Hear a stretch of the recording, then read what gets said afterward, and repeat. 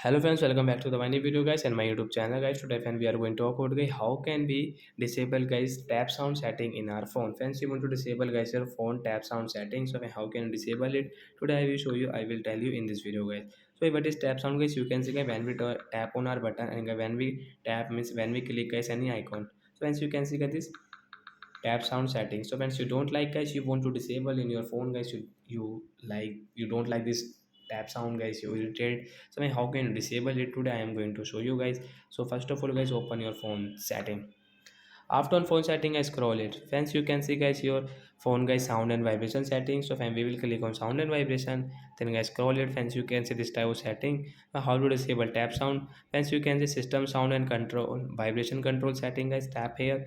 Friends, you can see the touch sound means tap.